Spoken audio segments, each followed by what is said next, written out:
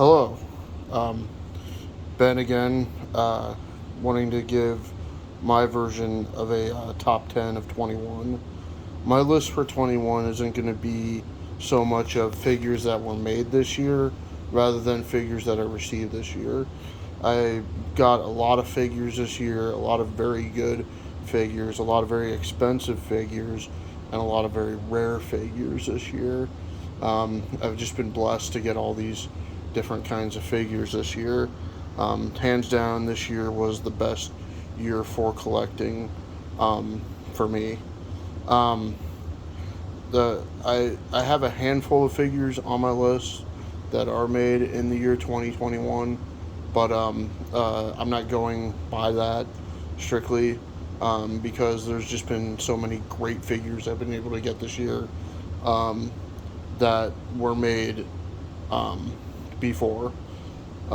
So the first figure I want to talk about it's not so much this figure, but the whole line, which was called Excess Ray Gladiators. These guys are incredible. They're a lot like Mythic Legions and Masters of the Universe classics, and how they're built. And uh, I think it's amazing that they made figures that are historical, not just fantasy.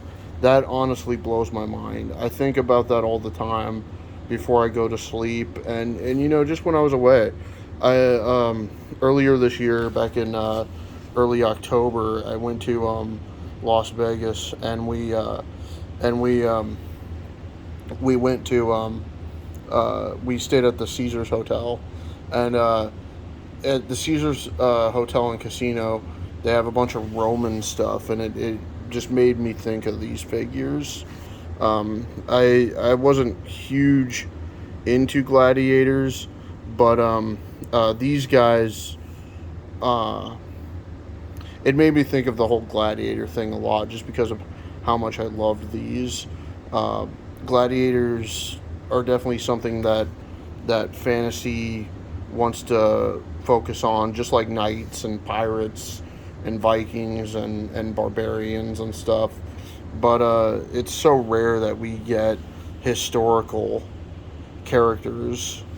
You can see. I'll do more of an overlay of the series later on, but you can see he comes with a shield, shield right here, very nicely done. I don't know how historically accurate these are, but the cool thing is that these figures are definitely not fantasy. He comes with two swords, this crooked boomerang bladed shaped sword.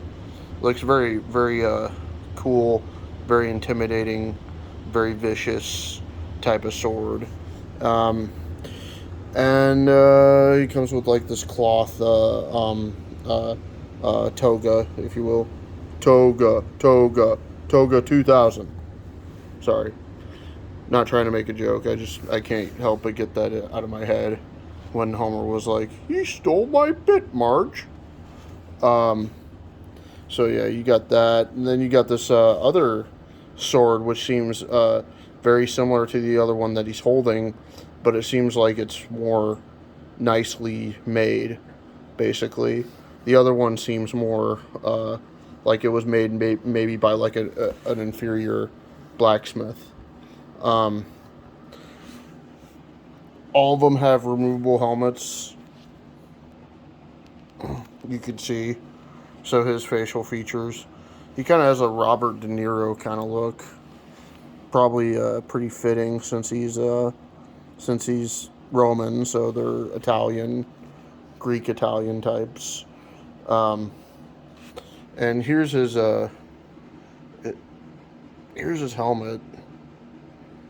I don't know the type of gladiator that has this type of helmet. I sort of studied them a little bit when I first got these guys, but it's a type of helmet that you see a lot of times whenever you're looking into books and stuff like that. Um, the helmets themselves, honestly, like you can tell that gladiator was meant for like a form of like punishment rather than like a warrior type, because the helmets like just look so uncomfortable, and I looked through it, and some of them were just like just made just to have them look uncomfortable. You know, some of them were literally just like a bronze casting or an iron casting with just two eye holes, really. Um, so that's him.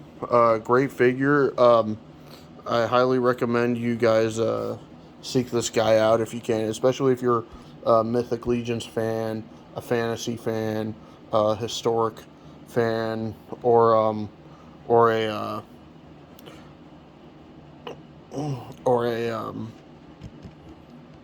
I don't know why it escapes me right now, or just a Masters of the Universe Classics fan.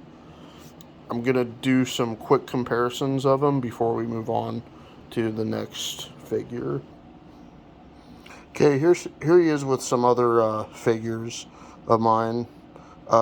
One's uh, Masters of the Universe Classics Mechanic, and the other one, which I just recently got for Christmas, is is a Marvel Legends Wendigo. So you can see, like, despite being a historic figure, which they really don't make a lot of, um, he fits in extremely well with fantasy characters. You can just imagine him, you know, fighting in like a pit with the Wendigo, or fighting in a pit with Mechanic and stuff like that.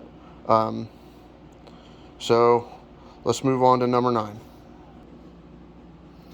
Okay, here's my number 9 for my top 10 figures of 2021. This is the Colossus BAF. Um, this guy's pretty damn sweet. Um, I heard some people saying that like they didn't really think he was really all that great. I think it's incredible. I like this look for him. I was never a huge fan of Colossus. I thought it was kind of corny, the whole storyline. The thing that he had with the Juggernaut, and just the kind of like black flap top hair on this guy who's all chromed out. But I appreciate it a lot more nowadays. I've been getting a lot into Marvel and Marvel Comics nowadays. Uh, so I'm putting him on my list because I really do like the character. I really do like the figure. But also he was kind of hard for me to get. Like I this was the first Marvel Legends I ever bought where he just getting all the figures. Usually I buy them secondhand because I don't want. There's a lot of figures in a single line that I don't want at all. So I'd rather just pick and choose the figures I do want, sell the build-a-figure pieces, and then buy the build-a-figures on a secondary market. To me, it's a lot cheaper, and I also look at the build-a-figures as like more of a premium figure, anyways. You know, where like not a lot of people are gonna have them because I don't think very many people buy the entire wave just to build the figures. Um, at least normal people who aren't figure collectors, anyways, and uh, and you could kind of tell with like some lines that's where like their entire money goes, anyways. Don't get me wrong, they do have some great figures uh, within that aren't build a figures within just a standard line, a standard build a figure line, but you can just tell, like, especially with him, you know, I've never seen them do a figure like this before, where they have the coils of the steel just intertwined to form this muscle guy. This guy is just a fucking beast, you know, and he's great. He's got a great aesthetic to him. Uh, I imagine when I first got this guy, um, I ordered them through Big Bad, And the one figure I couldn't get just to complete him was Cyclops. And so I actually had to pay a little extra just to get the Cyclops off of eBay because I wasn't finding him anywhere, and it was just irking me to death to not have him finished. So, but like when I saw him, I just imagined him, you know, just picking up this giant futuristic shotgun and racking the goddamn thing back, just, you know, and just this fucking fat ass shell that was smoking just plop onto the ground. Not like how normal guns, you know, you cock them back and then it just flies out. It just a gun where you cock it back and then it just tumbles out, you know. Anyway, so here's how he looks.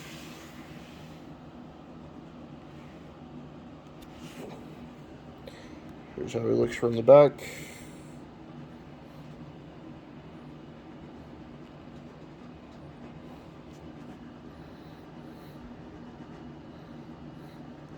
Let's do some comparisons with him. Here's some comparisons with a Jax Pacific. Was it Jax Pacific? What was it? Yeah, that was just Jax Pacific. Rob Van Dam figure. Sort of wanted to put that in because, sort of in a way, this version of Colossus sort of reminds me of an over the top wrestler from the late '90s, and then with the beautiful, voluptuous, Target exclusive Rogue with the beautiful, gorgeous ass that everybody drools over when they talk about toys.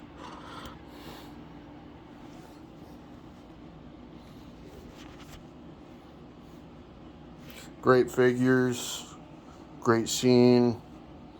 Just imagining these guys in like an ECW ring or something like that. All right, let's go on. Let's move on to number 8. Okay, this is my number 8 pick. This is Kane, the Masters of the WWE Universe Kane. If anybody knows anything about, you know, Masters of the Universe Origins or WWE Universe things, you'll know that the Kane doesn't actually come with this. He comes with a kind of a roboto type arm with a gun. I actually think it's a flamethrower because like the funny thing is with the WWE Universe stuff is they don't actually put guns with them, whether it be laser guns or bullet shooting guns or ray guns or anything like that. What they actually do is they actually give them like other types of things, like kind of melee weapons and stuff like that. And he has that flame effect, which looks like fire it looks like rounds going off, but it's actually a flamethrower. Because that was his gimmick in the Attitude Era was he was like a fire. He used like fire to his advantage sometimes, and he had the claw because Kane was just one of those big giant wrestlers that just would always use choke slam.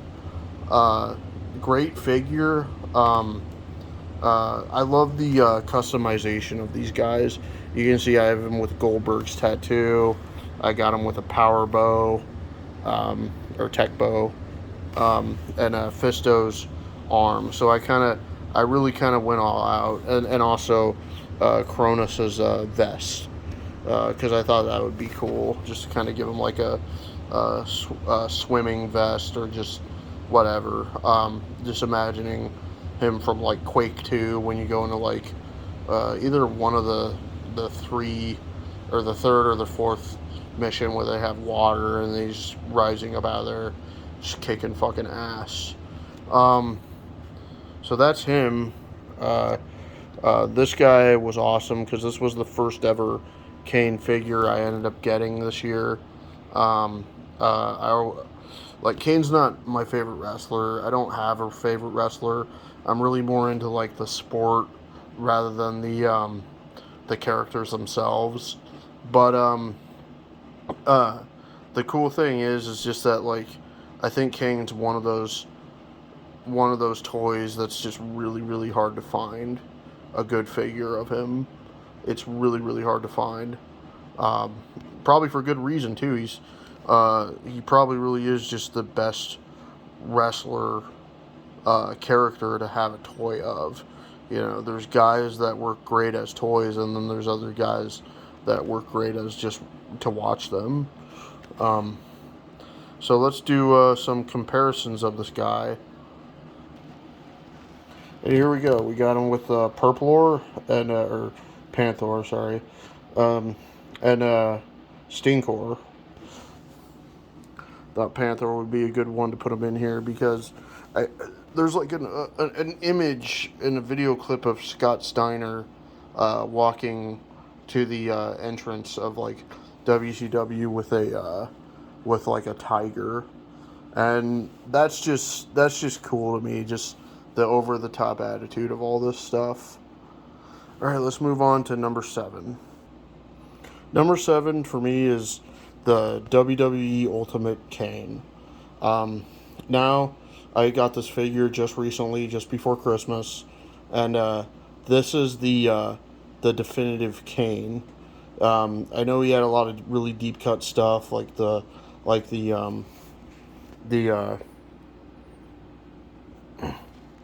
the cloak and everything. But this guy is just awesome. I always wanted a figure of Kane, and I'm so glad I was able to get one. These WWE figures, it's really hard to get a hold of a good WWE figures. Um, just hard to get a hold of guys that just you grew up watching, and you're like, God damn, that's fucking cool. So a great sculpt to him. Uh, yeah, just really is a perfect representation of the character. I know people pointed this out before, but the for whatever reason, the joints on his clothed or the joints on his sleeve, I should say. Yeah, the joints on his sleeve are just are skin tone, and that's really unfortunate.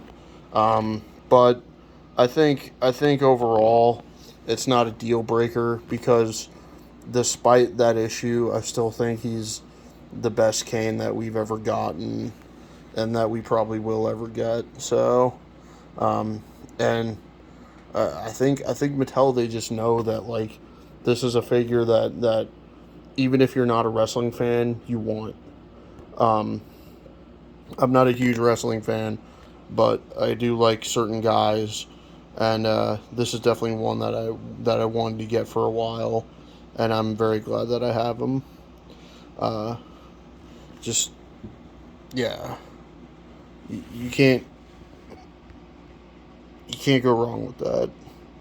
I've joked around before, and I'm a Vampirella fan, and to me this is almost kind of like the male equivalent of a Vampirella costume. This Attitude Era outfit that he would have. Um, I really do like how they have him. It looks just like him during that time period, and you forget too that Kane is a chunky guy. He's so tall that you don't realize it, but he's a huge guy. You know, he's not a skinny dude. He's just so bulky, but he's also so tall. Uh, all right, well, let's do some comparison. All right, here's some I can't speak. Comparisons for you today. I got him right next to the new Part 7 Jason. I did a picture on my Instagram of him facing uh, Jason Voorhees, and I was talking to a good friend of mine. Shout out to Trevor. I'm really surprised that they never went with an angle of Kane versus Jason Voorhees, because Kane is a Michael Myers type. And anybody can see that he's a Michael Myers type. Um, I mean, Undertaker is sort of like that too, but Kane is much more so like that. You know, huge, solid build, mask. Even kind of got like a sort of Friday the 13th type story, but with like fire instead of water. Um, so, it's just so easy to see basically. And then I got him right next to this weird, uh, combinable um, robot McFarlane guy. Earlier on this year, I found all of these at these McFarlane things at a at like a comic book store, and then like a fool, I bought all of them, thinking like, okay, challenge accepted, and yeah, they like most of them just pieces broke off before I could even get through like stage one. It was ridiculous, but I kept them around. I might end up selling them. I got like a couple others still in the package, but who knows?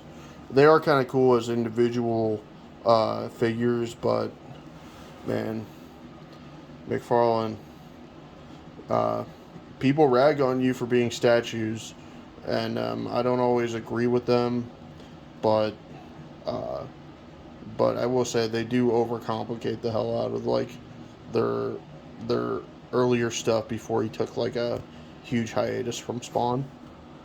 Let's move on to number five. Okay, number five. We're getting WCW in here right now. Number five is this bad boy, Big Van Vader. This is my favorite wrestling figure that I own, hands down. This to me is just awesome. It's so over the top. You could easily see this dude out of Heavy Metal magazine. The entrance gear is just insane.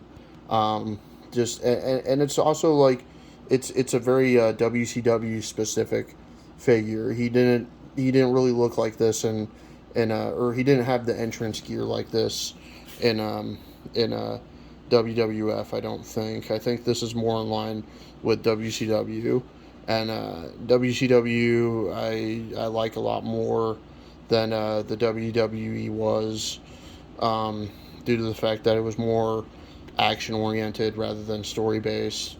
Although I do recognize and understand that that's a huge part of pro wrestling, but this is him. Definitely a really cool figure. Um,